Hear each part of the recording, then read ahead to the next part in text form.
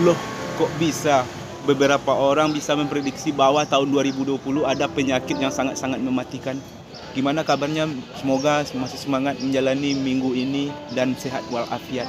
Dan fakta bahwa ada virus baru yang lagi bersirkulasi di dunia ini. Sebelum aku masuk ke subjek yang ada di judul video ini, aku mau belasungkawa aku untuk semua family medis yang gugur dan semua family yang terjangkit virus corona. I'm sorry for your loss. Virus corona saat ini adalah ancaman terbesar bagi umat manusia. Dimulai dari Wuhan, kemudian menyebar dengan cepat ke seluruh dunia. Sebab kita tinggal di bumi yang sama. Kalau kamu pernah menggunakan istilah virus untuk menggambarkan sesuatu yang menyebar dengan sangat cepat, maka inilah virus yang sebenarnya, yang harfiah, yang pada versi terbarunya begitu mudah menular antar manusia, yang datang tanpa diundang, yang senyap dan tumbuh secara eksponensi dan waktu yang singkat. Bukan dari 2 ke 4 ke 6 ke 8 ke 10, tapi dari ke 2 ke 4 ke 8 ke 16 ke 32 ke 64 dan seterusnya. Dan sayangnya di negara dengan sistem kesehatan yang buruk serta cara penanganan dan skill manajemen risiko yang lemah seperti pemerintahan kita, pertumbuhan itu akan semakin tak terkendali. Terbukti jika sekarang jadi salah satu negara dengan tingkat kematian akibat virus corona terbesar di dunia. Entah karena penanganan yang buruk atau terlambat untuk ditangani, atau ada banyak sekali orang positif virus ini yang belum terdeteksi. Bagi generasi ini, corona barangkali adalah krisis dunia terbesar yang akan kita alami. Lebih buruk dari krisis lainnya yang pernah terjadi. Sebab krisis kali ini turut pula disokong oleh amplifikasi sosial media. Ditambah keriuhan hoax yang memberikan sentimen yang memperburuk suasana. Tapi nasi sudah jadi bubur. Kita tak bisa lagi mencegah dan menolaknya untuk terjadi. Yang bisa kita lakukan hanyalah mencegah untuk menyebar dengan lebih luas lagi, serta mengurangi dampak buruknya bagi kehidupan kita. Jika kita tidak bisa terlalu mengandalkan pemerintah untuk bertindak serius, cepat dan maksimal, maka mari mulai dari diri dan keluarga kita sendiri. Disiplin dan menahan diri adalah cara yang paling efektif yang dapat kita lakukan. Disiplin cuci tangan, disiplin menjaga kesehatan, disiplin menjaga kebersihan, lalu menahan diri untuk tak keluar rumah kalau tak terlalu penting.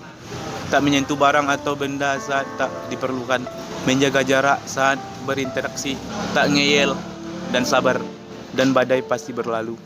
Pengalaman menunjukkan itu. Untuk manusia kemungkinan besar belum akan punah karena virus ini. Setidaknya ada 2 skenario yang dapat terjadi. Ditemukannya vaksin yang ampuh, dan atau virus tersebut bermutasi serta melemah dengan sendirinya, seperti H1N1 yang sebelumnya begitu mematikan, yang kini telah jadi flu biasa. Tapi itu membutuhkan waktu yang tidak sebentar, atau paling buruk ia akan memakan waktu hingga bertahun lamanya. Yang jadi tanda tanya besar adalah apa yang akan terjadi saat kita berada dalam kondisi ini, dan apa yang akan terjadi setelahnya. Percayalah, virus ini tak main-main karena memiliki efek domino yang sangat mengerikan. Pertama, krisis keuangan global.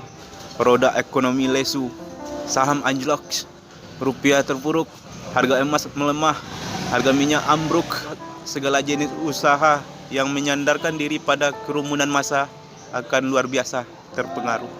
Pariwisata, transportasi, retail, otomotif, hiburan, event organizer, hospitality, hingga pedagang asongan. Usaha mikro, kecil dan menengah secara perlahan akan menerima dampaknya. PHK besar-besaran tak lagi terhindarkan demi efisiensi bisnis. Mungkin puluhan hingga ratusan ribu orang akan kehilangan pekerjaan dalam waktu-waktu mendatang. Kedua, pergeseran pola hidup yang menimbulkan kebiasaan buruk. Kerja dari rumah, belajar dari rumah, melakukan interaksi sosial yang berjarak. Kalau kamu ke Alfamart dan membuka pintunya dengan siku selama 1 hari, mungkin biasa. Tapi kalau kamu melakukannya berbulan-bulan, mungkin kamu akan meneruskan kebiasaan tersebut untuk waktu yang lama. Kalau kamu menemukan cara untuk bekerja dari rumah yang tak mempengaruhi penghasilanmu secara ekstrim, mungkin kamu akan meneruskannya. Kalau kamu belajar dari rumah secara online dan tetap pintar, mungkin kamu juga akan meneruskannya. Betapa banyak pilihan-pilihan yang saat krisis terjadi. Sesuatu yang sebetulnya ad hoc berlanjut saat kondisi sudah pulih. Sesuatu yang tak lazim saat normal menjadi lazim saat krisis, dan menjadi mainstream saat krisis selesai. Sisi positifnya, kita akan menjadi lebih efisien, dipaksa untuk migrasi ke industri 4.0 dengan lebih cepat, membolak-balik tatanan masyarakat kita, memiskinkan yang kaya, membuat yang pas-pasan jadi melarat, sekaligus memunculkan orang-orang kaya yang baru. Krisis memang buruk, tapi setiap krisis adalah peluang, sebuah pintu kesempatan yang terbuka lebar bagi mereka yang jeli. Lalu apa yang harus kita lakukan? Paling penting tentu tetap tinggal di rumah hingga pandemi ini mereda. Saya yakin ini akan terjadi hingga berbulan-bulan atau bahkan sampai tahun depan. Satu hal yang pasti, semakin banyak orang yang terlibat untuk disiplin melakukan ini, semakin kecil dampak buruk yang ditimbulkannya, dan semakin cepat badai ini berlalu. Mungkin ini saat yang tepat bagi kita untuk lebih dekat dengan keluarga, menikmati rumah setelah sebelumnya hanya jadi tempat kita numpang tidur. Mungkin ini saat yang tepat untuk mendapatkan istirahat yang lebih, sebab pada berbagai kondisi, istirahat bukan berarti berhenti, tetapi untuk menempuh perjalanan panjang yang lebih jauh lagi. Mundur 2 langkah untuk maju 10 langkah. Dan selain itu, di rumah bukan juga berarti kita tak bisa berbuat apa-apa dan jadi tak produktif. Ada banyak hal yang dapat kamu lakukan dari dalam rumah. Dan justru ini kesempatan kita memiliki banyak waktu untuk belajar dan mengasah diri kita. Sebab setelah ini, tantangannya akan jauh lebih besar lagi. Masyarakat akan berubah, bisnis akan berubah, seluruhnya akan berubah untuk mencari titik keseimbangan yang baru, mewadahi mereka yang siap dan membuang orang yang terlambat karena ketinggalan kereta. Jangan bosan.